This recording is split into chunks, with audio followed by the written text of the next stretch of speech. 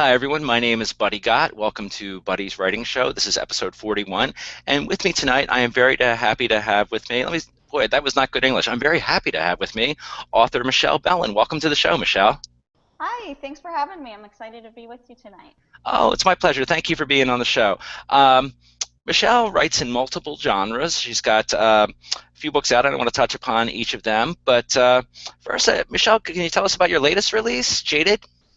Yeah, Jaded came out in July. It was kind of my experiment. I have always gone with traditional publishing and I've enjoyed it. I have had a lot of good experiences with that.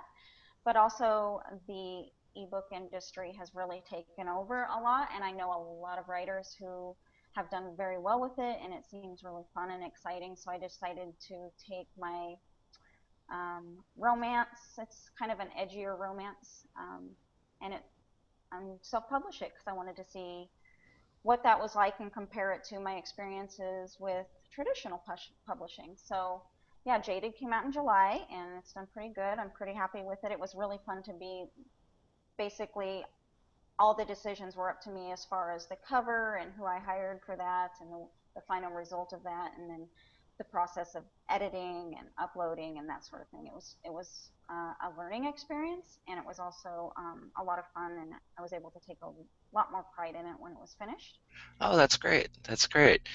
Yeah, I have a good amount of the writers that I've had on the show have been self-published authors, and that's the route I'm going to go for my first book shortly. My wife has done the same, and yeah, the amount of control you have there is fantastic. Like you said, you don't have to go with someone else because I know even some famous authors will be like, I'm really proud of this book, but man, I hate the cover that my publisher put on there. They wish they had that control and that sort of thing. So Yeah. that is great. No, yeah, I actually am not fond of one of my covers much at all. So I can't say I necessarily at this point have decided, oh, I prefer traditional publishing over self-publishing. They each have their own pros and cons. But I will say that with traditional publishing these days, you're doing basically you're on your own with promotion and marketing aspect of the business Hmm. anyway. So when you take Right. that into account, you're already doing so much of it anyway. It's almost a no-brainer to say, well, I should probably get a higher royalty at this point. Yeah, So exactly.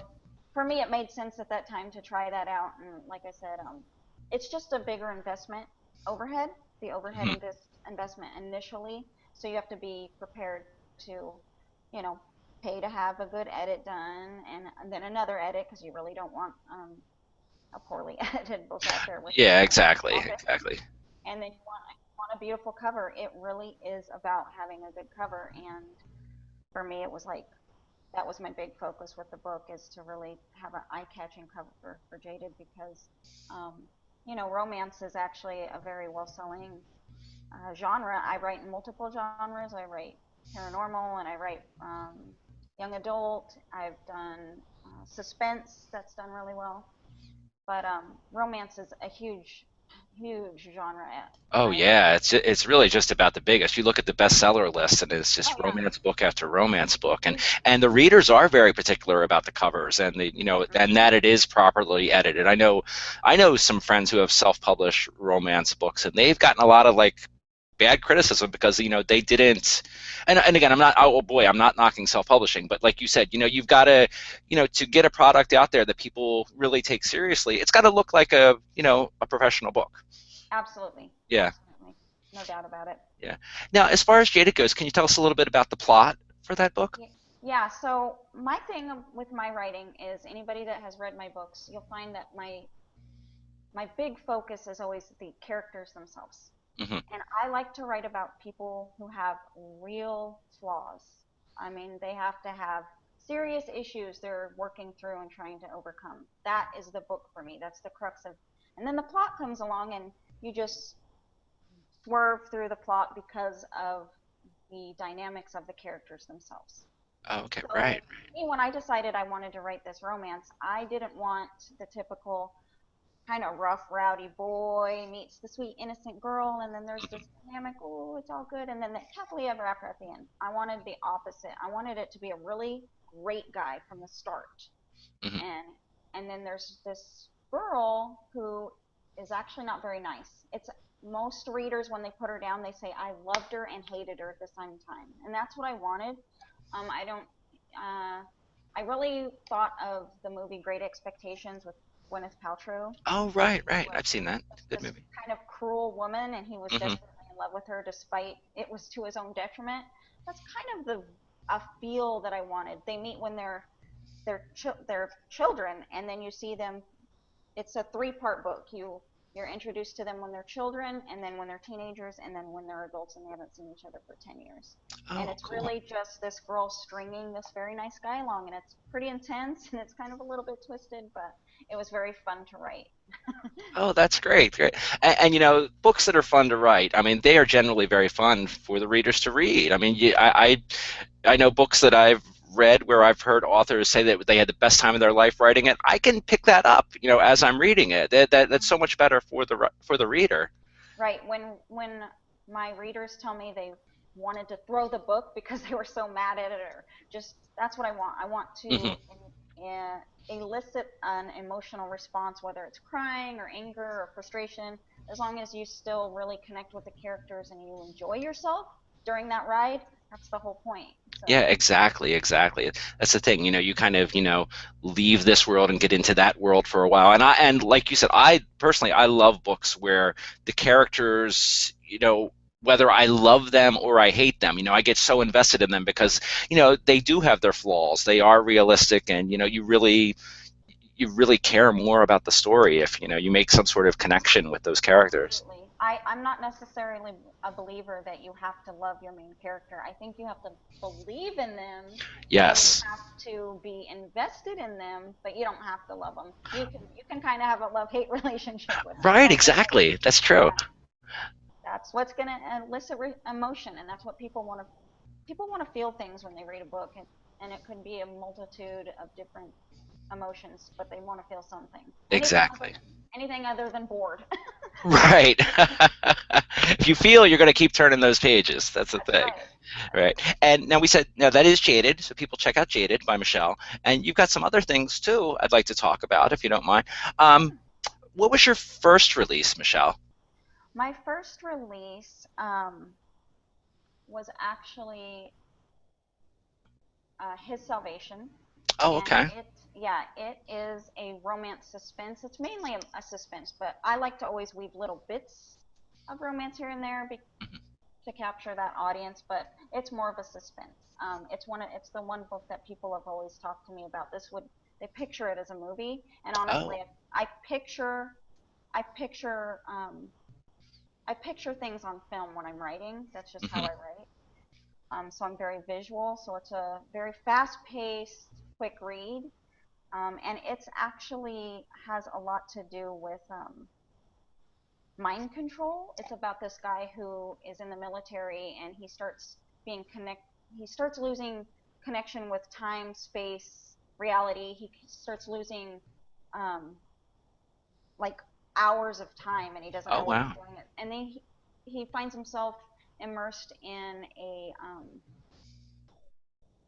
murder mystery type of thing, and he starts to wonder if maybe he's the killer, and Oh, he starts interesting. yeah, he starts to long story short, he realizes he's a government assassin. Oh, And wow. yeah, and he doesn't even know it because he's been trained to have an alter ego. And Oh, in the okay. midst of all that, he reunites with an old childhood friend that he was in love with, and it's this. Oh, that's cool. Sounds like a It's lot of cool things going on in there. I really did a lot of research on actual mind control and the government programs we've had off and on throughout many, many decades about how we actually have done certain things like that. So I actually had a lot of fun just with the research part of the book, and then got to put my own ideas and thoughts into it and made up a story. It was Oh, fun. that sounds like a really good story. Thank you. And you're welcome. And like I said, you have hopped around with genre some, and wanted to ask you about a couple of your other titles. Now, there was one here also called "The Complexity of a Soldier." That's a great title. Thank you. You're welcome. So that book, I get a lot of emails from veterans for that book because I write about post-traumatic stress disorder in that book. Not just, it's one of the subplots, but it's definitely a strong subplot. And then also there's, um, it's about a man who joins the military because he wants to take care of his family. He actually starts a family younger than he thought he was going to, and he wants to support them. And then it's just his journey through what it's like to be a man in the military, going and doing these things over in a whole other country in the name of really supporting his family. And it follows his wife and what she goes through, and then something really tragic happens to his daughter while he's away, Oh, and he okay. kind of takes justice into his own hands. And his his whole thought is, why am I supposed to protect my country and do all these kind of atrocious acts of violence, but I can't do it in the name of protecting my own daughter? So he kind of fights the system in that way. Oh, okay. And Wow, so that sounds interesting. it's a lot. It's more serious of a book. There's some romance in it and there's some funny in it, but it's more of your serious. It's more serious. So Okay, well, that one sounds really good. And again, folks, that's The Complexity of a Soldier. And now this one sounds like totally different genre here. Embracing You, Embracing Me, a coming of age romance. It's a yeah, YA book, I would take it. yes, that's Yeah. actually the first book I ever wrote. It wasn't the Oh, first okay. published, but it was the first one I wrote. And so it actually went through like, I don't know, 50,000 rewrites, which is really like Yeah, the first books they go through a lot. it's like, and then you put it down for a few months, and then you look at it and you're like, this is terrible. I can't. No, I got to rewrite it. So Then a few months later, you're like, it's really not that bad. yeah, yeah, yeah. It's definitely a roller coaster, but Right, sure is. it took me a while to get it out there and feel good about it. And even now, I look at it and go, God, I really could have done this better. But it's how it is with your first book. It's It is. I look at stuff I wrote like even a year ago, and I'm just like, I've learned so much since then. Your confidence, of course, grows as you're writing, and you do learn new things. And I think it's a everybody feels that way about their earlier works. Oh yeah, and that's with writing. I think any art really, but with writing, you're always evolving. You at least you should be. Hmm. If you're really immersing yourself into the world, and you want, as long as you want to do better. I mean, that's me. When I write, I want to do it better each time, and so you will, because that's what you do. You sit down and you just try to make the craft better Right. each time. So Exactly. yeah, Exactly. it's a young adult. It won an award in Congratulations. 2012. Thank you. That was actually my first literary award. It's a tearjerker. It's a coming of age story. It starts when she's a young girl who's pretty naive about a lot of things in the world, and she goes through some tough times, and it's just her evolution of growth through tragedy and death and love and that sort of thing. So Oh, wow. it was a good book to write. I based some of it on my own experiences, but Hmm. it's fiction. Okay, great, cool. And then this was, well, I think a fairly recent release for you too. I think it was what, late last year, Rogue Alliance. Is that right? Yes, yeah. So Rogue Alliance is the first and last series I will ever do because I'm still struggling to finish book two, as I told you earlier Yes. before we started the show. Um, it is a paranormal suspense, um, and it is multi-genre at its best. And the reason I say that is because you can honestly read this book and say, well, this feels like a police procedural. Hmm. Feels paranormal. It feels like a romance. It feels like a suspense. It's got some mystery in there. Oh, Yeah, nice. so Nice mix. and it was fun to write. It was my hardest book to write just because it had so much going on, and I didn't want to overdo it, but I wanted to really make it. I wanted a lot of depth to the story, and these are my most flawed characters. They have real issues, but it's a just to boil it down, it's a female cop who killed her own father when she was only 14 because of abuse, and Uh, when she grew up and um, became an adult, she kind of got hard, and she's cold and she's tough. She's no nonsense, and she's a cop. She's a detective. And then there's this man who is actually a genetically modified human, and oh, he wow. escapes from the institute where he was modified, and he doesn't remember anything before the age of 16. And Oh, that's so, cool. yeah, so he was actually rescued by a man that wants to use his talents, because I mean, you'd have to read the book to find out what his talents are, but it's a Okay. little bit paranormal. So this man helps him break out of the institute to use his talents, and the man who breaks him out happens to be the guy that Shyla, the main character, the cop, is trying to take down because he's a huge mafia guy. Oh, So cool. their lives become intertwined then, and it's a suspense. It's fast paced, but Yeah, it sounds like it. And her name's Shyla. Is that what you yeah, said? Oh, I Shyla. like that. Thank you. Good. Nice unique name there. I don't like to name things. Naming books, naming characters. I'm surprised my own children have names, honestly, to be honest. People are like, what's the name for this book? I'm like, I don't know. It's stressing me out, but I'll think of it. It can be tough. Yeah, it's called The Book right now. It's called The Book. So you said you are working on a second book in that series, and that's cool. Yep, Very, very yep. cool. It's actually done. I've just got to go through it and make it pretty. Right, gotcha. Now, I'd like to ask people who are on the show, like, what their writing processes are like, because you talk to three writers, you may hear like three totally different ways of doing things. One thing that comes up a lot, when writers get talking is whether or not they like, outline their whole story beforehand, or if they just, kind of Yeah. have a general idea and dive in. What is your process like, or does it vary from book to book, or? It's only varied once for me. I'm very organic. Usually, Mhm. honestly, what will happen to me is I have an aha moment with a book idea. It'll be the idea of a character or two characters and how they interact with each other. Or I'll just have a scene. And I'm Mhm. like, oh, that would make a great book. Let me write a book around it. And I just sit down and I honestly just start writing. And it's organic. It just kind of happens. And then when I'm done, I go through it and I work out all the quirky details of that. Except with Rogue Alliance. Rogue Alliance, I had this really strong scene, and I started writing a book around that as I started to form the idea of who the characters would be in that scene. And I don't know, maybe 2/3 of the way in, I just got stuck. Mhm. And actually, it was probably halfway. And I couldn't move forward. I knew where I wanted to go, but I didn't know where all this middle ground was. So the only way for me to get through it was to kind of start doing a Mhm. chapter outline. I said, okay, this is going to happen. Then chapter, 20, this is going to happen. Okay, how do they get to that point? And I did have to break it down a little bit because there was so much going on in that book. I couldn't do it otherwise. But yeah, no, normally I don't. I like to have timelines. I Mhm. like to go, okay, where's my setting and what frame are we looking at, and then I will actually map it out where we start, where we at, just because I read a lot of books now where things are kind of convoluted as far as time. It's like, Mhm. how many months was she pregnant? She had to have been pregnant like 2 years the way they wrote that. I think sometimes people don't think.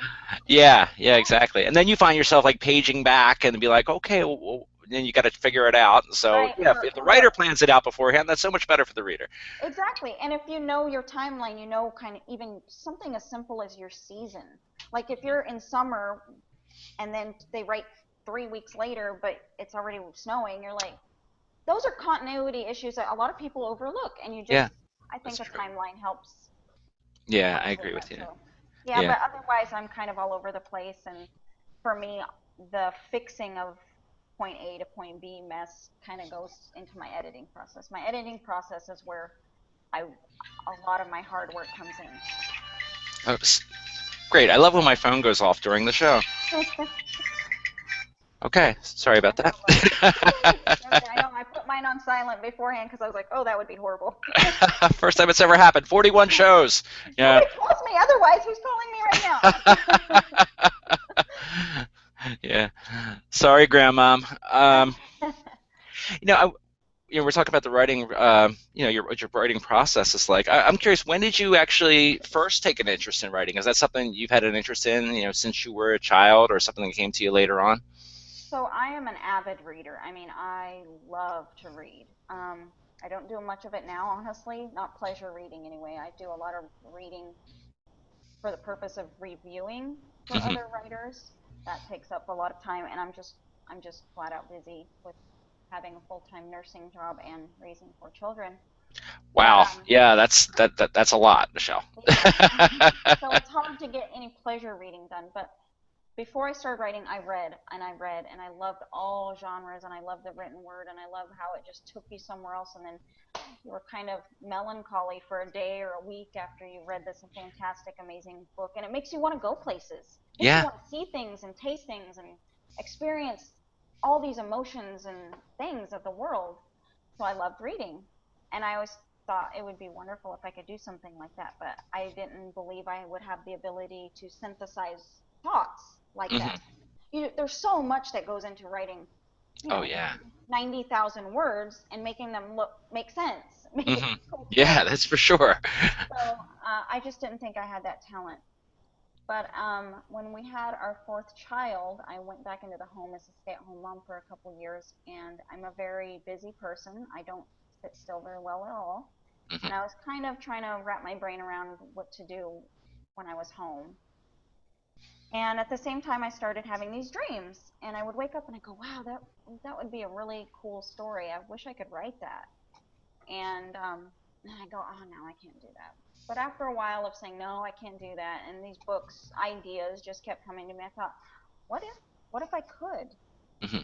And so I decided to take it as a whole different approach of, well, why don't I just try it and then see what happens? What's it going to hurt? And so I told myself, okay, let's do this.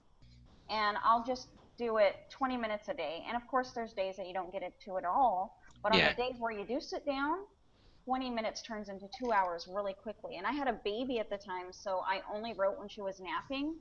But that was, like an hour and a half, 2 hours a day that I got to write. And one day I sat back and I looked at my laptop and I was like, oh my God, I just wrote a book. It was a mess. It needed edited within an inch of its life, but it was a book. And it's like that accomplishment right there, I knew it was a big deal. Yeah, it's a great Everybody always feeling. Yeah, people always say I want to write a book, but not many actually accomplish it. And for me, it took just throwing it out the window of what would happen after it was done, throwing it out the window of maybe I can't or what if I fail, because I just didn't want to think about that. I just wanted to see if I could actually do it. So I wrote myself a little one word note and I put it on my mirror, and all it said was actualize. So every morning when I was getting ready in the morning, I would just look at that and I know that in order to get somewhere you have to make it happen, which is, actualize that thought, actualize that dream, get up, just do it. And then there's going to come a day when you actually finish it and you're done and you look at it and you go, I did it. And so that's how I started writing, and I was addicted. After that, I started writing and writing and writing and writing. Oh, that's So fantastic. That's yeah, fantastic. yeah, And I'd like to say for anyone who's watching the show, because I know a lot of aspiring writers, will tune in, for writing tips and that sort of thing. The way Michelle described it's true. Even if you're just spending 20 minutes a day, that's a great start. If you do that a little hmm, bit, you're going to find yourself, if you do have that passion for writing, you're going to find yourself spending a little bit more time. And even if it's an hour a day, that adds up to quite a bit. And before you know it, you do have that book done. So it gets daunting at times. It gets a little scary at times right, because let's face it, when you're starting out, a lot of us don't know what we're doing and there's a craft no, to learn with it, right, but stick with it, do a little bit here, a little bit there, and before you know it, you can say, hey, I wrote a book, and that's yeah. such a great feeling. It is. It is a good feeling. That's the thing people always say to me when they say, "Oh, you wrote a book." Well, I want to write a book, and then they tell you all about their ideas of their book, and you listen, and sometimes it's good, and sometimes it's painful, Right, but true. then you do it because Right. you were that person one day too, going, "Oh, I want to write a book." Yeah. Yeah, it's good. Exactly. Awesome. Awesome. And Michelle, I know that you have got, I checked out your website. You got a fantastic website, and that's it. You little plug here. Okay. Wise Bear Media Books, the woman who runs that, Quinn Barrett, she is amazing, and she does all sorts of things, including trailers and websites, and yeah, she did a great job on my. I did my own website for years, and then once I started really establishing myself in this industry, I knew it was time to take it to the next level with my website. She did a great job. Well, I'm let's telling you. plug her again. What's the name of the outfit? Wise Bear Media. Wise Bear Media. Okay, Yeah, great. great. Yeah, I the love site it. looks fantastic, and Yeah. you've got some cool. You've got your blog on there. You've got previous interviews you've done. I know they've been listed on there. Of course, information about your books. Yep. So it's very cool, very Yep, cool. they do lots of stuff. They do podcasts all the time that are really great for, she invites writers to interview on there, and it's a good resource. So, Oh, great, great. Now you've got that, and I know you've got a Facebook page too.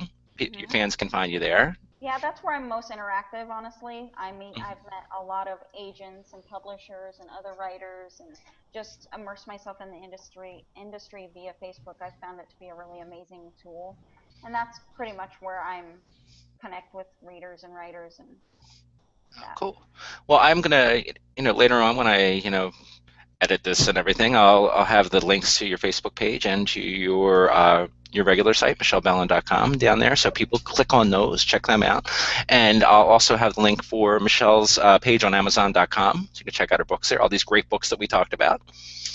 So, Michelle, I thank you so much for being on the show. It's really fascinating to speak to someone who does write in multiple genres. Because I love that. That's something I want to do myself, and it's great. I mean, it's such a diverse collection of stories here, but all of them just sound great. The characters in them sound great. The stories sound great. So, congratulations to you. For putting out all these different works. Thank you so much. I really appreciate that. It's little things like that that make you go, "Oh gosh, I'm doing something right. Keep going." Well, congratulations! I wish you the best with Jaded, your most recent release, and your upcoming works, the next Rogue Alliance book, and everything. And when the next book comes out, I'd love for you to come back on the show. Thank you so much for having me. I really appreciate it. It was great. My pleasure, and thank you to the viewers who watch the show. Thank you so much. And if you're new to the show, please consider subscribing. I do a new show every week. This is episode 41, so you can check out the previous shows. And most of all, check out Michelle's books. Okay, go to her pages, check them out. Thanks again, Michelle, and thank you everyone for watching. Bye.